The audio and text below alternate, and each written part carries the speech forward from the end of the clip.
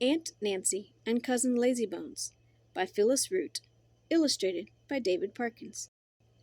Aunt Nancy didn't turn any cartwheels when Cousin Lazybones come to visit. She knowed he was so lazy even his shadow didn't get up and follow him around. But he was her fourth cousin 3 times removed on her great Aunt Hattie's sister's side, and family was family, so what could she do? Ezekiel the cat knowed what to do. When Cousin Lazybones strolled in the door, Ezekiel strolled right on out and hid behind the woodshed. No way was he waiting around to wait on Cousin Lazybones. "Hope you don't mind some company for a month or two," said Cousin Lazybones. "When do we eat?" "Soon as you feed the hens and gather me some eggs from the hen house," says Aunt Nancy. She goes to get him a bucket of chicken feed. "I'd be purely pleased to help out," says Cousin Lazybones, "but it don't make sense to go looking for eggs when the eggs can come looking for you." So don't he just start throwing the chicken feed on Aunt Nancy's floor and calling out, "Here, chick, chick, chick, chick, chick." And don't the chickens just come cackling and clucking through the doorway, chicken fleas, feathers, and all? "Now ain't that an idea?" says Aunt Nancy. "Why didn't I think of that? 'Course somebody's gonna have to clean up after them chickens, and it can't be me. I got to get lunch on the table." "Shoo, shoo!" Cousin Lazybones flaps at the chickens. "Reckon I'll go gather the eggs after all. I got to rest up a bit first, though my knees is wobbly from all this work." So off Cousin Lazybones heads for Aunt Nancy's rocking chair, and off Aunt Nancy heads to the wood stove to finish the fixings for lunch. Pretty soon Aunt Nancy is knee-deep in work, and Cousin Lazybones is sawing down a whole forest of trees in his sleep. He does get up long enough to eat 17 helpings of lunch, howsoever. "I take it kindly if you fetched me some water from the spring for washing up," Aunt Nancy says as she's clearing the table. "I'll be tickled purple to lend a hand," says Cousin Lazybones. "I'll just take this here bucket and set it right outside the door. Reckon it'll rain before long and fill it up." "Now ain't that an idea?" says Aunt Nancy. "Why didn't I think of that? Course if it don't rain by evening there won't be any clean pots to cook supper in.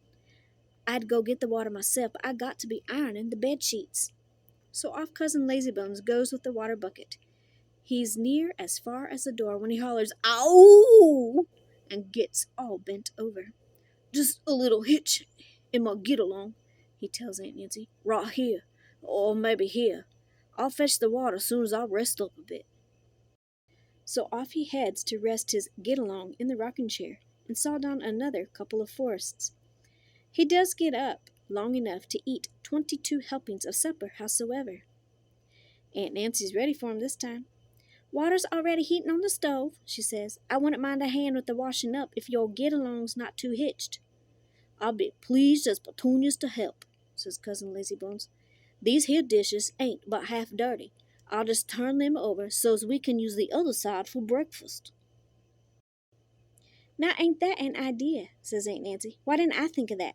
Course I don't know what we're gonna do when both sides is dirty." "Reckon then it'll be your turn to wash," says Cousin Lazybones. "Right now I'm plumb wore out from all this thinking. I feel a rest coming on." And off he heads for Aunt Nancy's rocking chair to clear cut another couple of acres of trees until time for bed. Now Aunt Nancy had more brains than God gave a whole flock of geese. She could see the way things was going to go with Cousin Lazybones around. She knowed who'd be doing all the work and who'd be doing all the resting up. "Can't turn him out," Aunt Nancy told Ezekiel as she emptied the dishwater behind the woodshed. "Family is family, but enough is enough." That night Aunt Nancy tidies up so good even a cockroach would starve to death. And next morning, don't she just stay in bed even when the sun is hanging halfway up the sky? Along about noon, Cousin Lazybones rolls out of bed, but the table is as bare as a possum's tail. "Aunt Nancy," calls Cousin Lazybones all pitiful like, "when do we eat?" Aunt Nancy moans and hobbles to her rocking chair. "Reckon you ought to fix yourself something," she groans. "I woke up this morning with a bone in my leg, so's I can hardly walk. Not only that, I got a chest full of breath and such a terrible mess of brains in my head I can't hardly think. This being my spring cleaning day, it's lucky for me you're here to help, you having 2 good legs and a head full of good ideas. After you cook and wash up, you can sweep the floor and shake out the rugs. Cousin Lazybones jumps like a frog in a frying pan. "Oh, I just remembered something," he says.